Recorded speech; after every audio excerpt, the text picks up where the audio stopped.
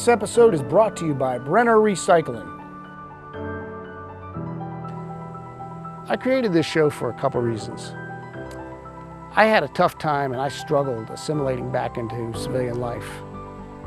But I found getting into the outdoors, hunting, fishing, off-roading, that sort of thing, to be healing, to be therapeutic. And I wanted to share this same sort of peace with fellow combat veterans who may be dealing with the scars of war. I also wanted to give America an insight and an understanding that just because a veteran returns home doesn't mean the war is over. Healing takes time, and how getting into the outdoors, getting into nature, can do wonders for a veteran. Also, I don't want any more of my brothers and sisters to commit suicide. There's a national epidemic of veteran suicide, and almost once an hour a veteran commits suicide. And I want this show to be a part of the solution. We've also done a lot of episodes getting into the outdoors the last couple seasons with combat veterans. And we've also gotten a lot of advice from veterans, some insight, if you will, into what life's like returning home from war and how getting to the outdoors has helped them in their healing process. It's even been life-saving. On this episode of Warrior Summit Outdoors, I wanted to pull some of the best feedback we've received from veterans on this show. And I wanted you to hear in their words how getting into the outdoors has helped them heal the scars of war. And hopefully this will motivate you to support the different organizations and nonprofits that are helping take combat veterans on outdoor adventures.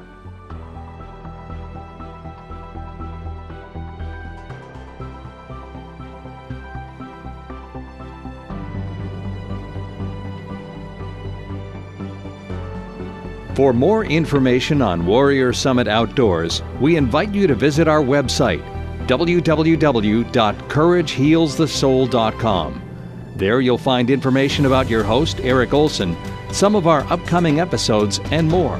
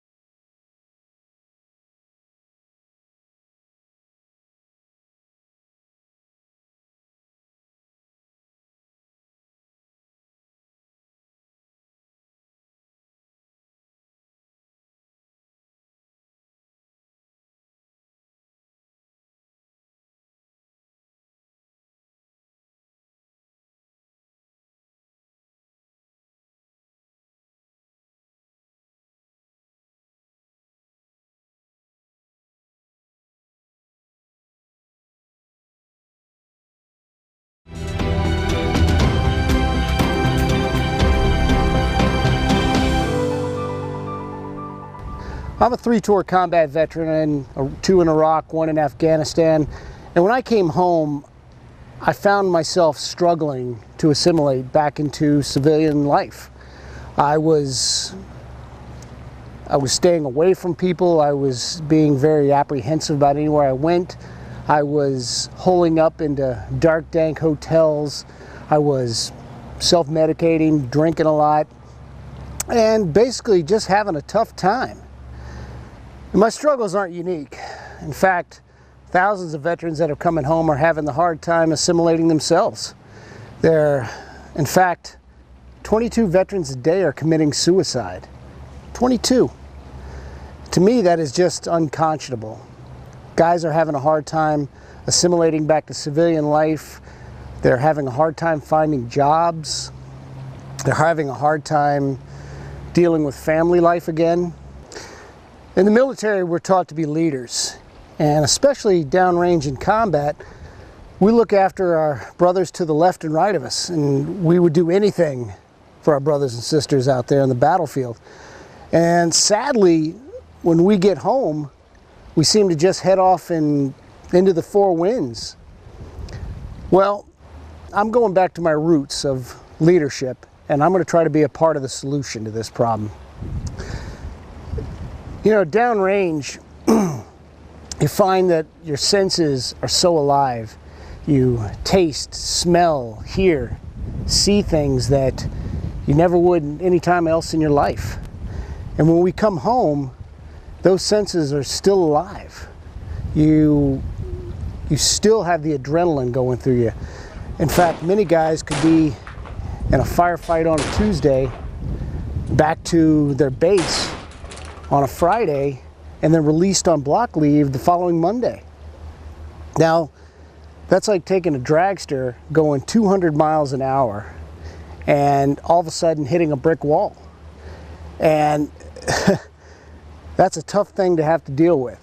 So one of the things that I found that really helped me in my healing process is getting into the outdoors.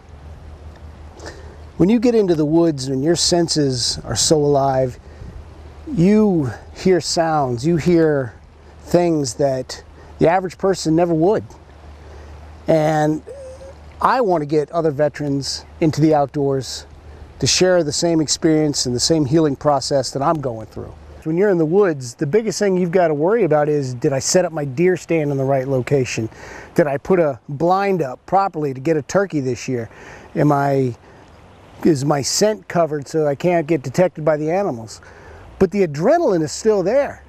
So we like to get out and get into whitewater rafting, get into off-roading with the Jeep. There's tons of things that we're going to get out and do into the outdoors. Let's hear some more sage advice from our nation's heroes. Let's learn more about healing the scars of war in the great outdoors. So getting out here, getting your mind on the trails, and just having fun forces you to not think about stuff you did over there. And then after a while, it just goes away. I tell you what though, you can't just sit in your house and do nothing and be depressed. I mean, I know it's tough to get out of bed when you're depressed and all of that, but that's the key. Get up, get out, take a shower, go meet people. You're a soldier. People are just gonna come up to you. Especially when you're wounded, when you have wounds people can see. Like me, I can just go to a bar, go by myself, sit there, restaurant even, coffee shop, whatever, wherever. And within 10, 20 minutes, somebody's come up to talk to me. Just because they automatically assume now that, you know, we've been at war for 10 years now, that I'm a soldier. And they'll come up and ask, they're not shy about it. And all of a sudden, you're meeting people, getting opportunities that you might not necessarily had otherwise, especially. My most common saying is, holy crap, you'd be surprised what happens when you just leave your house. Sage advice. Perfect. Yeah. This is what I'm talking about. Yeah. Get some. Giddy up. That was fun. That was awesome. Can we do it again? We should go up it. The outdoors, fishing and hunting. You know, there was a time there that I didn't have nothing else, and that was all. That was the only place I could find solace and peace. And you know, I mean, and a lot of people they can't understand that because You know, how can you be out there with a gun and hearing gunshot and all, but it's not the same. It's just like, they don't understand. Yeah, they don't understand. It's not like that. It's not, you're not being shot at. You're being, you know, and it's not all about killing something. It's about being out there and the crisp morning air, the sun rising and feeling the heat, the warmth on your face, and you know, just seeing wildlife. I can honestly say that this organization has saved my life, because like Christian, it got me back into wanting to be out in the woods, because I'd forgotten what that was like, to be able to get up in the morning and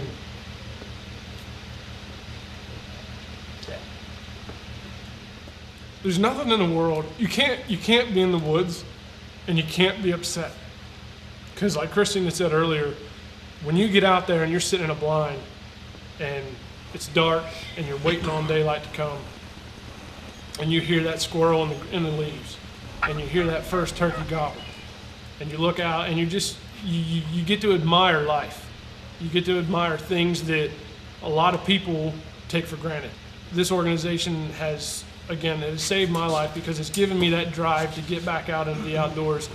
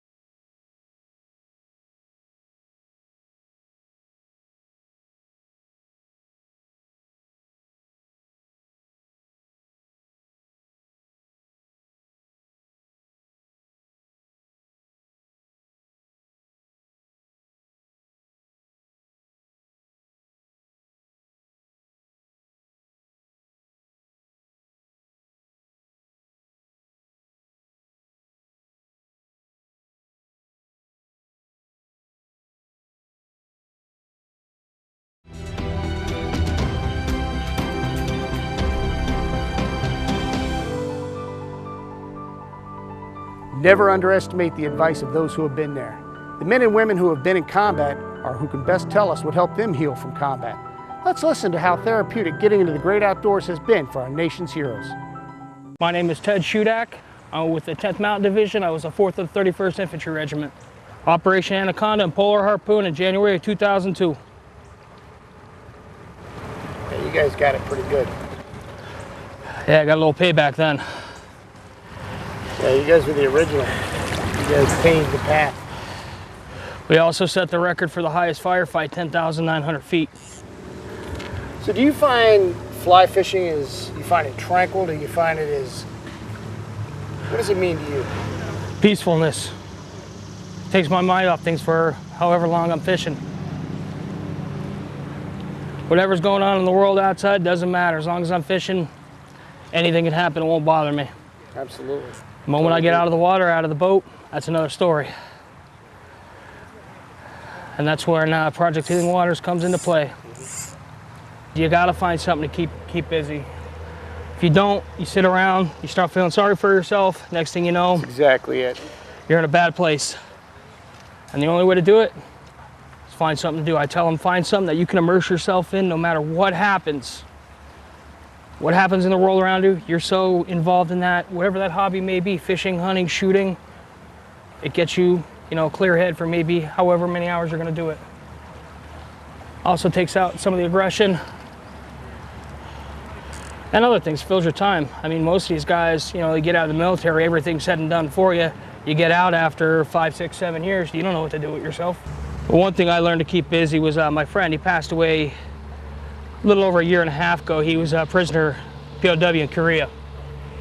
He told me, he was like, you gotta stay busy. He was like, when you stop and you start thinking, you start feeling down on yourself, and that's when everything starts coming back. If you can just find anything for an hour a day to keep you busy, it'll keep those thoughts out of your head. That's great advice. Coming out and being outside, being in the woods, being at the range, being on a river, a lake, or a stream, any combination of the above is very therapeutic. It's better than any medication that can be prescribed, and better than any rub on the back or pat on the back that anybody can give you, ever, at any time. Being outside with the fresh air and being around nature and shooting or fishing, it just relieves and lifts a big stress and a big weight off my shoulders personally, and probably the fellow veterans that I know does the same thing for.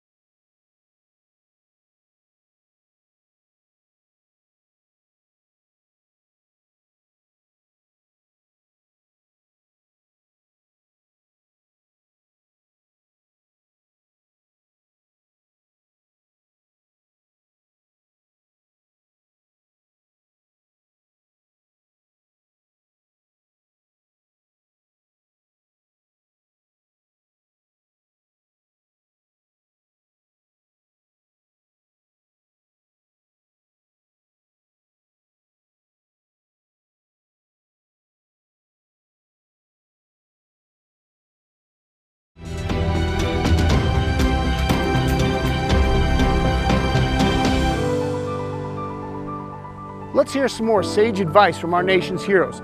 Let's learn more about healing the scars of war in the great outdoors.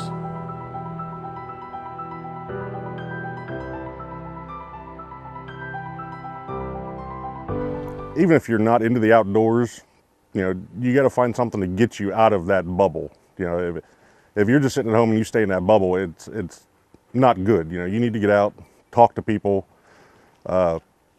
find an outlet that you can put your energy and time into, get you away from that, you know, those inner demons, you know, all the medications and stuff like that. You know, for some of us, you know, before we were injured and stuff, we enjoyed the outdoors. So that just seems to be the easiest avenue for us to take. I mean, even I've met a lot of guys that didn't hunt or fish before their accidents, and you know, now that they've discovered that, it's hard to not get them to do it anymore. But yeah, the staying inside, keeping yourself, you know, in your bubble, and just trying to deal with that stuff. Sometimes it's not the easiest thing to do by yourself. You know, get out, talk to other vets. They seem to understand what you're going through more than, you know, a doctor or anybody else like that. And, you know, you can make a friendship, and it'll help you get out of that bubble and you know, get past those inner demons and stuff. It's definitely worth it, you know, because nobody wants to see another vet, you know, put in the ground. Being here and being able to connect with other soldiers on a really, on a deep level, without even saying much, it was great, and it's given me a different kind of hope, knowing that there's other Joes out there that are like me, and some are worse and worse and worse situations, and some aren't in so bad situations. But you know, we all got stuff, and we were all able to relate in that way. And I don't know what chemistry or, you know, what it is, but when you get some guys that have been through some stuff and you put them together,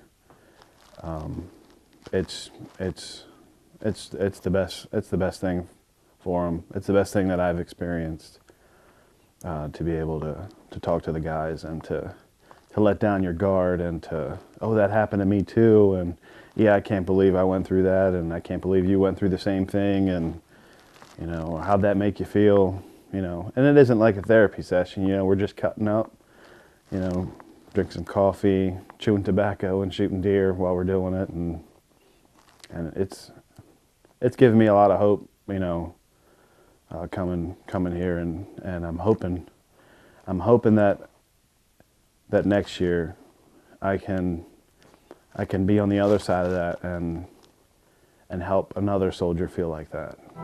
One fellow that was here that it came to Healing Waters, he said it's not about emptying out the creek.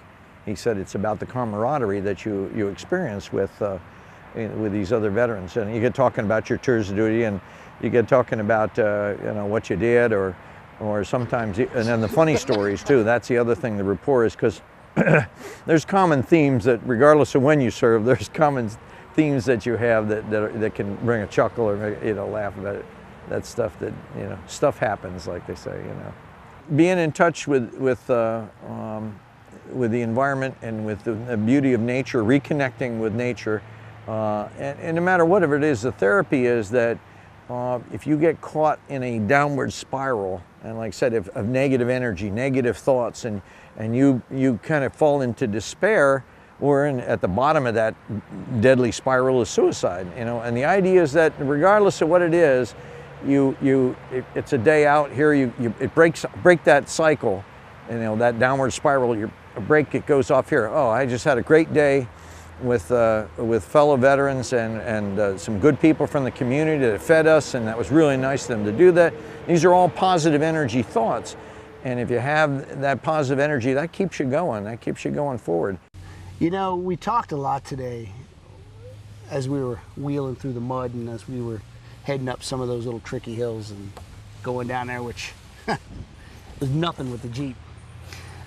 And you really inspired me in a lot of ways, and you always have. And there was one thing you really said to me today that really struck me. We were talking about how when we come back from combat, a lot of the guys tend to mire in our own self-pity, if you will, or if we tend to isolate and we tend to get together. It happens. Yeah, and you said when you came back, there was one line that you said, I'm one of the lucky ones. I am one of the lucky ones. And I looked at that, and I know what you went through and the injuries that you sustained, And I just couldn't believe you were saying that. When we look at ourselves, that boggled the mind. I didn't know how do you even come to that? Well, there's a lot of different reasons why. I mean, first off, I don't have a spinal cord injury. So I'm not half as bad as, you know, most people in wheelchairs. I'm missing my legs and my hand, and that's it. And I used to be a gymnast, so I look at the whole world in my own kind of way, like my own personal jungle gym, which, I don't know, allows me to get around easier and have fun while I'm doing it. I think about being in a wheelchair is like skateboarding 24/7. It's just, I have fun with it. I look for the good side in things, and everything's on how you perceive it. If you look at your situation in a bad way, you're gonna feel bad about it. If you can find humor in it, or, you know, a little excitement, you know, flying down a hill or something, then it's just that much easier to handle your situation. And yes, this has happened to me, but to me it's just an experience. It's not a tragedy. It's another life experience that has taught me a lot about who I am and what I'm capable of. This is what life's about. It's really having is. fun. It really is. Getting out there, being one with the world, nature. I miss being in the woods, you know? I'm not in the Army anymore. Nope. What is getting into the outdoors, what does that mean to you? Well, I wouldn't say that's the right word. What it does for me is it forces me to focus on what's in front of me and live in the moment, instead of sitting at home or dwelling on things that I've done or things that I'm not happy with. I was just focused on what was in front of me and having fun with it. And that kept my mind occupied from thinking any kind of bad thoughts. But like I said, I'm a lucky one. And because I've been able to do that pretty much from the get-go, focus on what's in front of me and live my life, that I don't really have many bad thoughts or nightmares anymore. It's just become natural again to be normal. Any day with a vet is a good day for me. And I think it's huge when you go through, after you exit out of the military, you're around civilians, and you know, sometimes you need that vet, you know, to talk to, or to, you know, just put that smile on your face. It's like we speak a language that nobody else will understand. It seems to me, puts me in a better spirit, and, you know, makes me feel better that day. So it's always a great feeling to be with vets, and especially when you're going to, you know, the root of your military experience, and that's handling a weapon and, you know, shooting. So it's definitely a good time. Courage comes in two forms. First is the courage to fight the battle. The second type of courage is the one to come home and live with it.